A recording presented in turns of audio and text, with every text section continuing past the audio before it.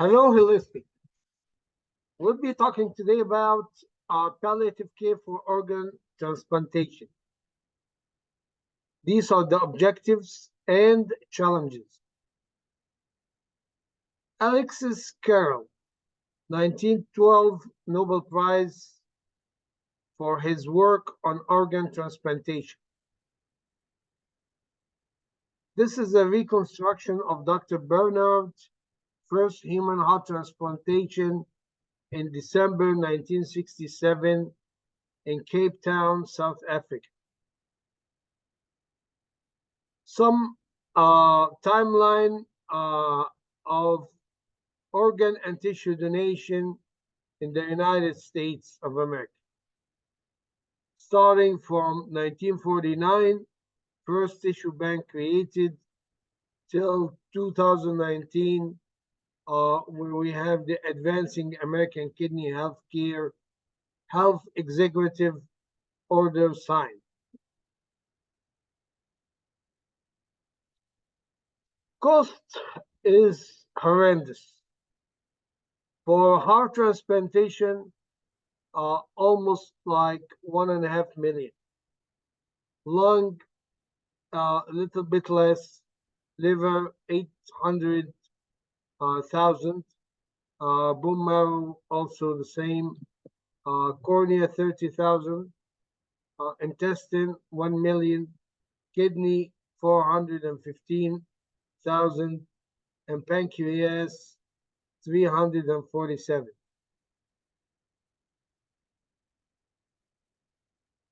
The caring work of organ recruitment organization, public education, professional education, research, donor family support, and clinical support. Organ transplantation involves the surgical implantation of an organ or a section of an organ into a person whose own organ is failing. The patients and the living donor, psychological and behavior aspect, as well as their emotional response and mental health and adherence to medical regimen, should be assessed before and after organ transplantation. Number of organ transplantation have gradually increased in the last 2 decades and provide excellent results in children and young adults, and are challenging by the growing proportion of elderly transplant patients with comorbidity. The results of organ transplantation continue to improve as a consequence of the innovations and the improvements in the perioperative management. The OPTN, or Organ Procurement and Transplantation Network. OPTN defined organ donation as giving an organ or part of an organ to be transplanted into another person. Organ transplantation may be one of the options left to sustain someone's life. However, the disparity that exists between the supply and the demand of donated organs leads to a loss of many lives. Based on recent OPTN data, approximately 21 people will die each day while waiting for a transplant in the United States. 3 types of donors: brain death, cardiac death, and living donation. Brain death could be organs, could be tissues, could be eyes. Cardiac death, tissues and eyes, and occasionally organs. And then you have the living donation. Again, types of donors: live donors, a living person, mentally and physically healthy, can donate one of his paired organs, part of an organ or a tissue.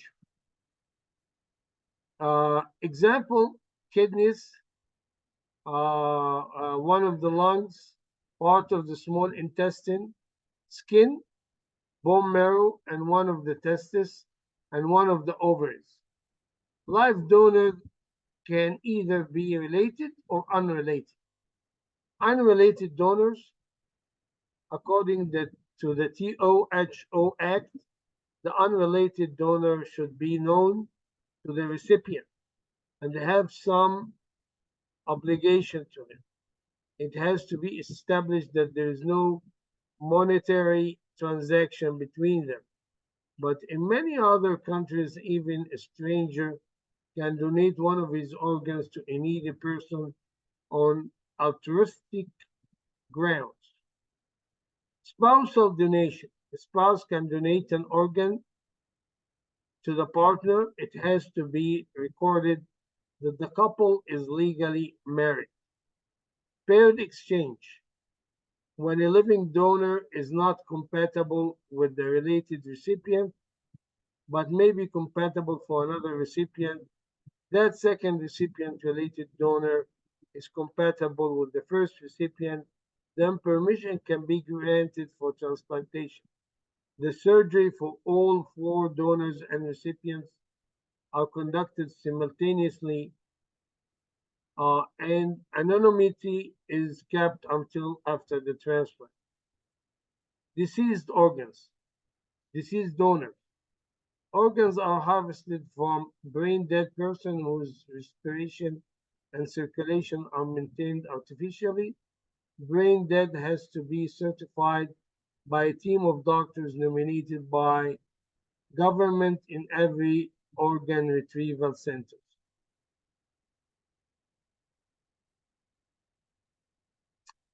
What can be done by a living donor? Living donor can give blood, kidneys, bone marrow, part of the liver, or part of the pancreas. Donation after cardiac death.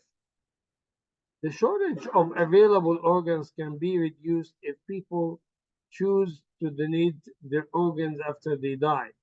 If more people did, that issue regarding organ shortage can be minimized. The trend is expected to accelerate each year. Many organ procurement and the Joint Commission on Accreditation of Healthcare Organizations actively participate to increase the donation rates.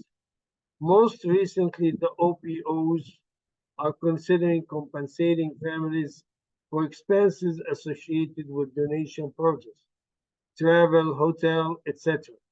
Expansion of the eligibility criteria to include donors after cardiac death has also improved procurement numbers. The approach, also known as donation after cardiac death or DCD, usually involves patients who have suffered brain damage, such as a car accident or a stroke. After family members have made the difficult decision to discontinue ventilator or other life-sustaining treatment, organ bank representatives talk to them about donation.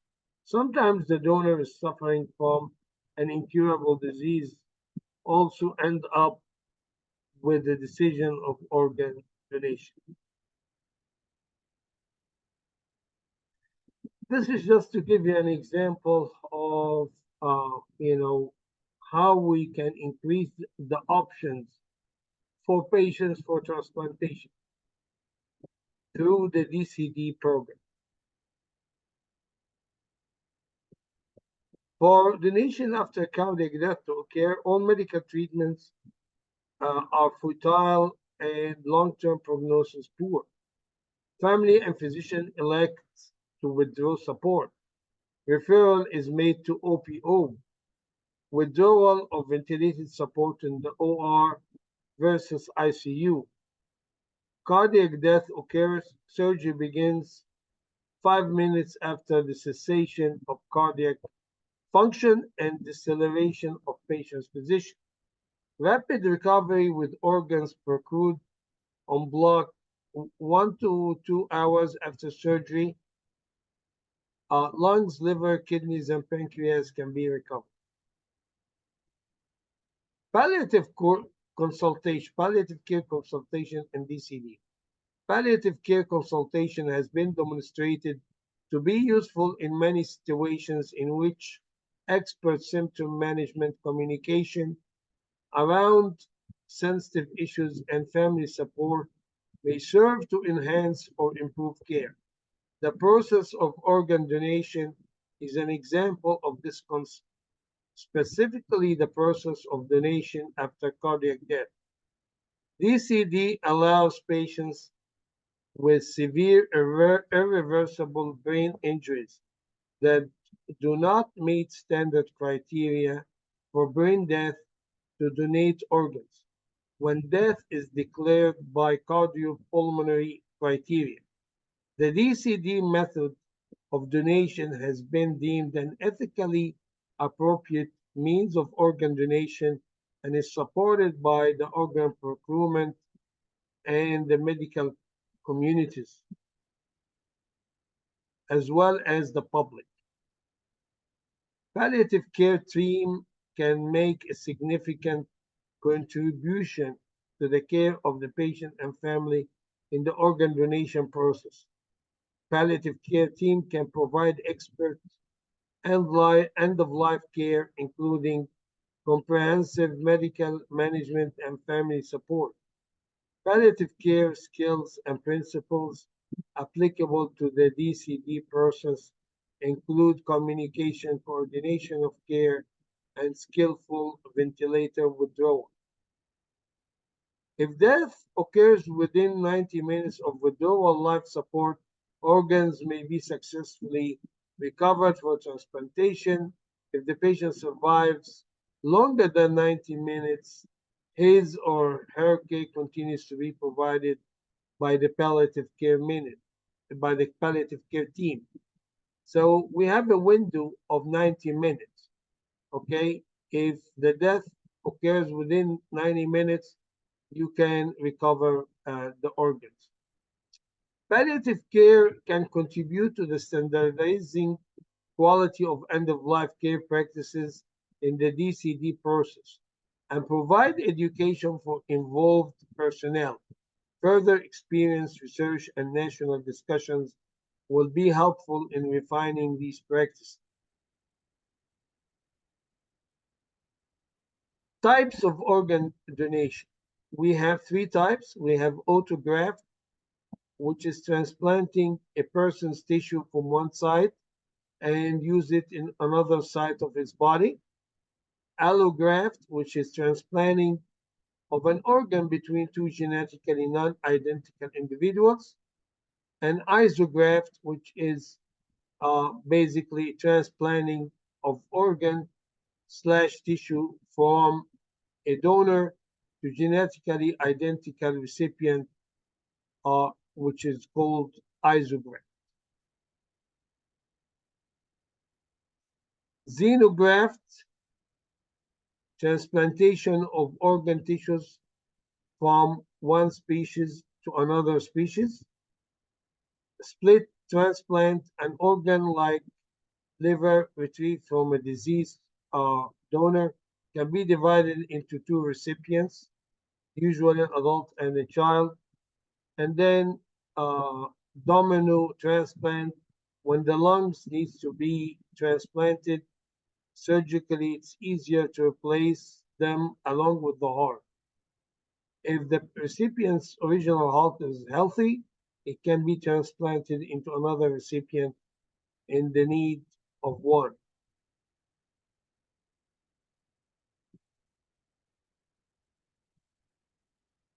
Again, these are different types of grafts: autograft, allograft, xenograft, isograft. So these are four here. And then we have another two, the split transplant and the domino transplant. So six of them. Transplant rejection. Transplant rejection will start with graft rejection depends on the host recognition tissue as a foreign.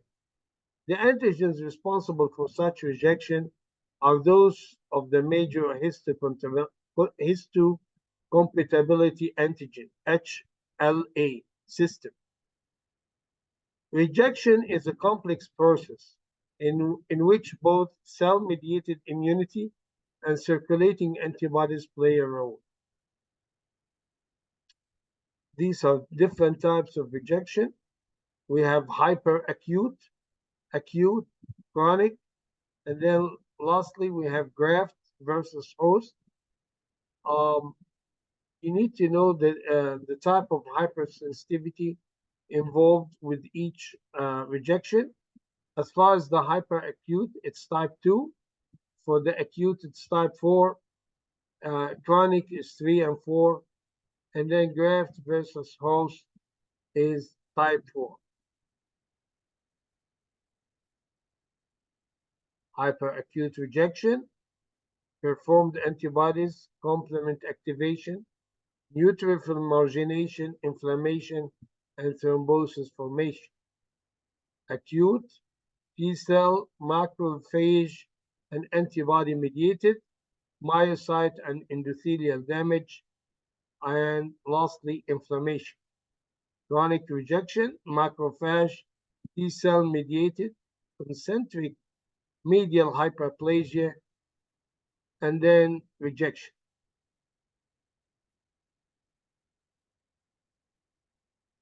Transplant patient survival rates.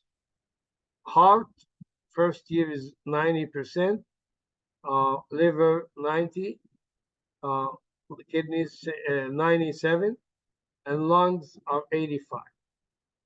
5 year, 76% in the heart, 77 in the liver, kidneys 87, and lungs 55. So, I mean, if you think about it, the heart and liver are similar. Kidneys has the best prognosis and lungs the worst prognosis. Graft versus host disease. Graft versus host disease is an immune-mediated disease due to complex interaction between the donor and the recipient immunity occurring after transplantation. There are two types. There's the acute, which is basically less than 100 days, and chronic, which is more than 100 days. It occurs when immunologically competent T cells or their precursors are transplanted into recipients who are immunologically compromised. The incidence is 1 to 2%. Mortality is up to 75%. These are the symptoms of chronic graft versus host disease. Dry mouth and eyes, mouth sores, a rash, jaundice, shortness of breath, and nausea and vomiting. This is just to give you an example of graft versus host disease.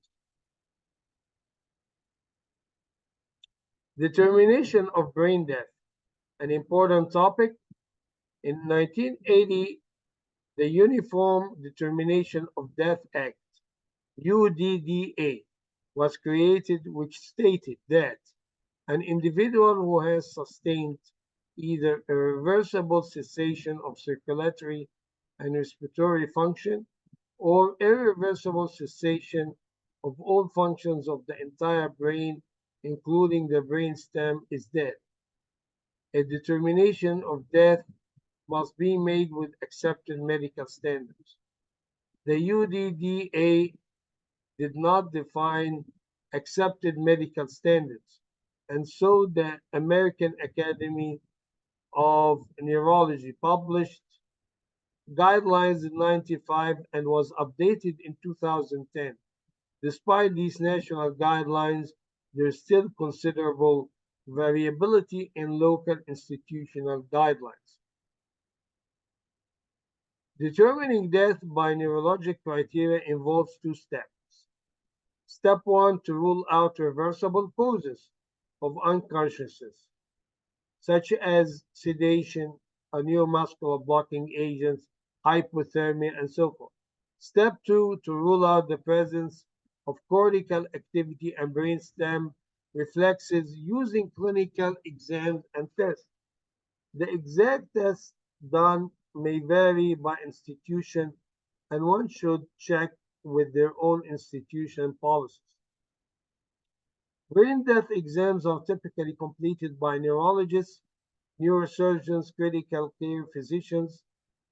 For a person to be dead by brain death, typically all of the following tests must show lack of brain function, such as no spontaneous movement and no movement in response to painful stimuli, no seizures, decelerate or decorticate, posturing, or dyskinetic movements, absent cranial nerve reflexes, including pupillary response to light, corneal reflexes, oculocephalic reflex, caloric response, facial movement to noxious stimuli, and gagging and cough with suction.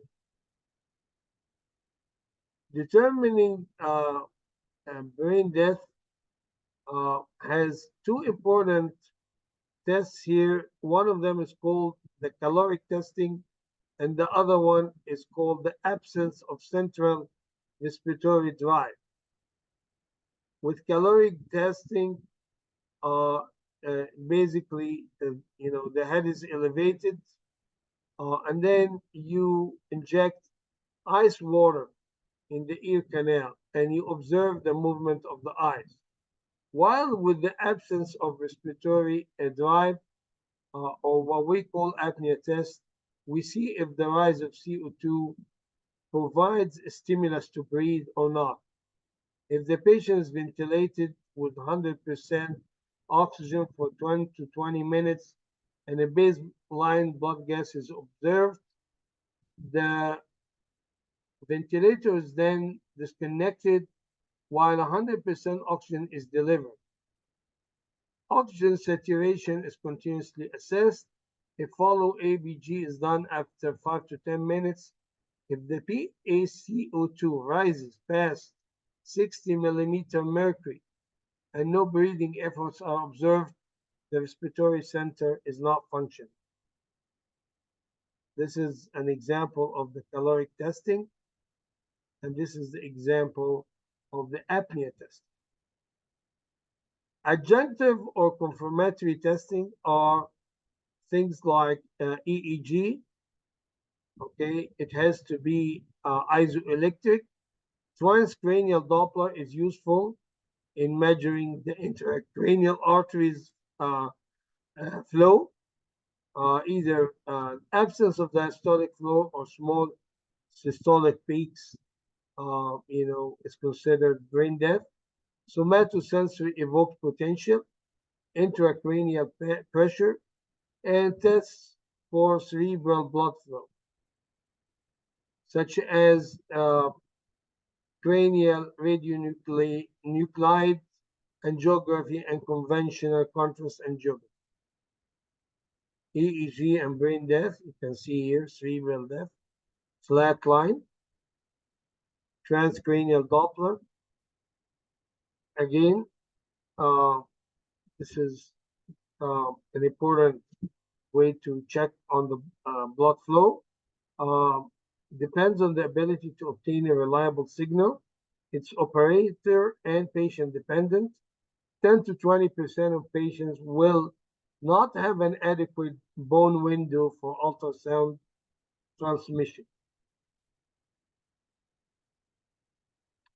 Clinical criteria for brain death, again, in adults and children: coma, absence of motor response, absence of pupillary response to light and pupils at mid position, absence of corneal reflex, absence of caloric responses, absence of gag reflex, absence of coughing in response to tracheal suctioning, absence of respiratory drive at the PaCO2 that's 60 millimeter mercury, or 20 millimeter mercury above normal baseline. Severe disorders of consciousness, a very common board question. We have coma, we have vegetative state, we have minimally conscious state, we have locked-in syndrome, and we have brain death. And you can see, how you can differentiate the different 5 types. For example, with coma, self-awareness is absent, pain and suffering no, sleep-wake cycles absent, no purposeful movement as far as the motor function, respiratory function is variably depressed.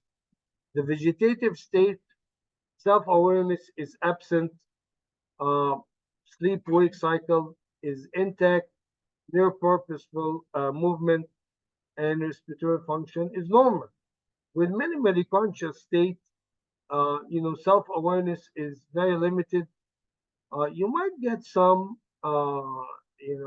sleep-wake cycle here. It should be intact, and you have severe limitation of movement.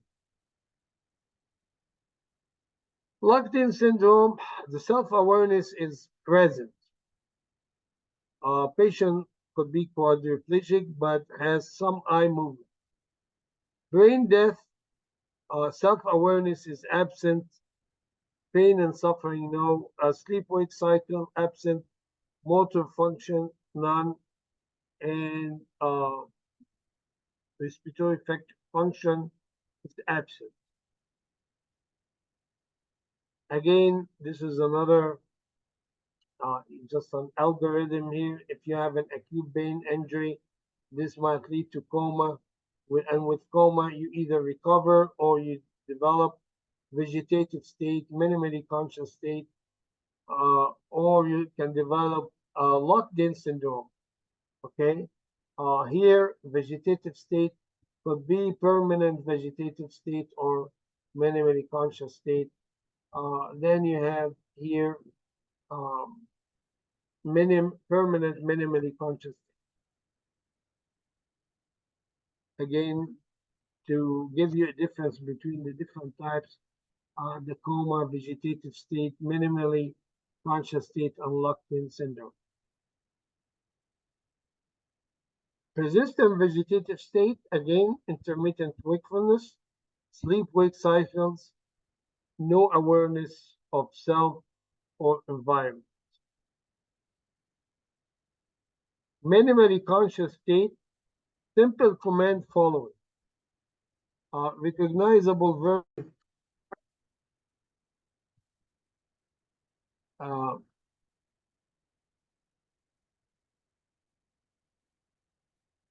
Locked-in syndrome usually is related to a ventral pontine infarct, which can lead to complete paralysis, preserved consciousness, and rapid eye movement.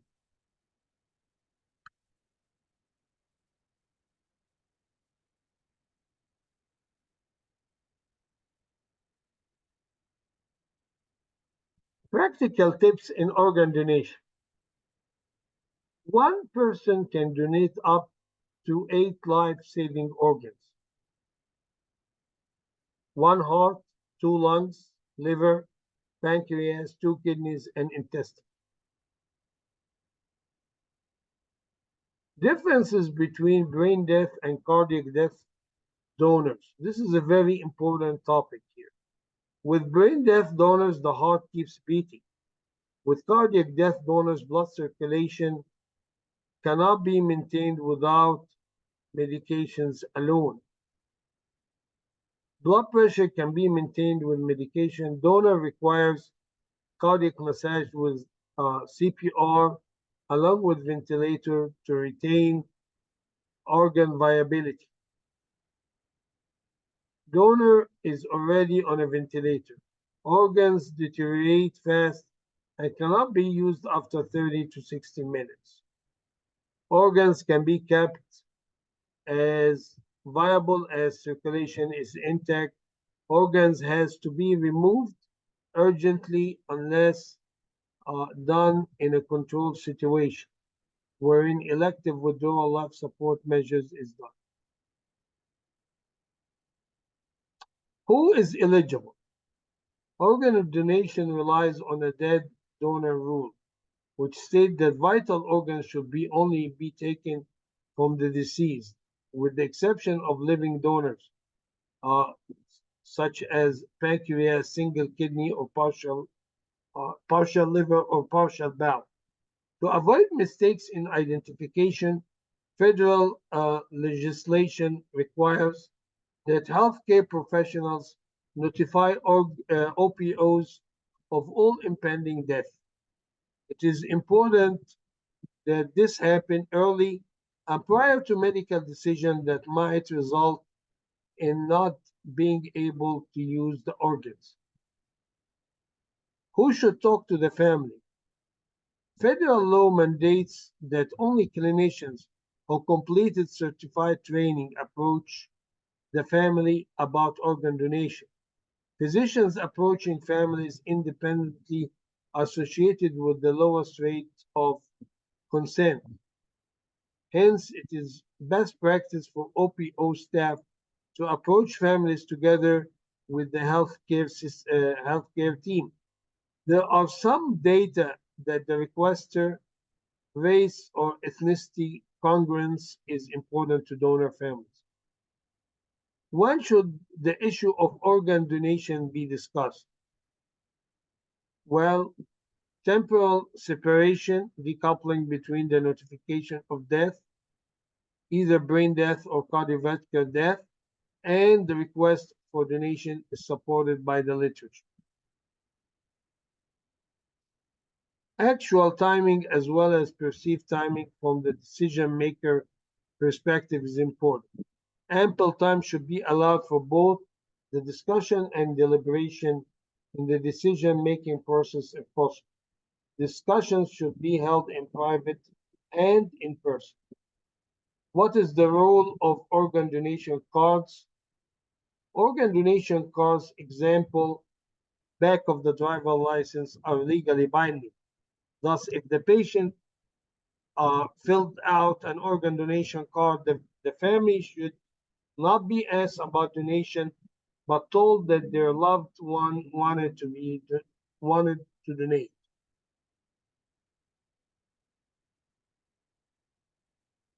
Who agrees to donate?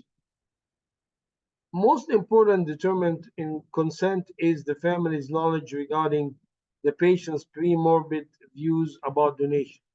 Families who have a positive perception of health care provided uh, at the time of donation are also more likely to agree to donation.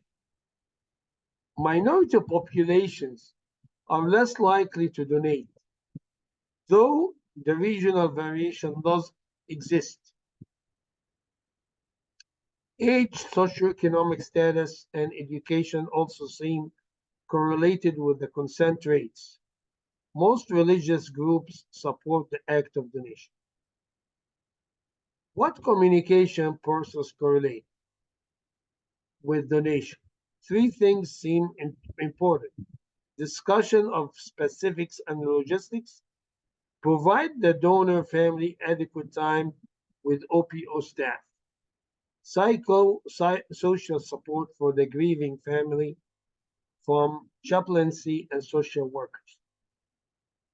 Immune suppressant drugs, commonly used immune suppressant drugs, cyclosporin, tacrolimus, sirolimus, mycophenolate, and azathioprine. Decision to stop immune suppression. The decision to withdraw immune suppression medication in solid organ transplantation or SOT patients dying from comorbid illness arises frequently. The objective of these medications is to prevent antibody-mediated hyperacute rejection immediately after transplantation, lymphocyte-mediated acute rejection during the first year post-transplantation, and chronic rejection subsequently. The increased use of immune suppression medications cause, cause better life expectancy of transplant recipients. Patients and their families may resist discontinuation of the immune suppression medications, which can be interpreted as medical abandonment, as the importance of immune adherence is often uh, routinely stressed by treating clinicians.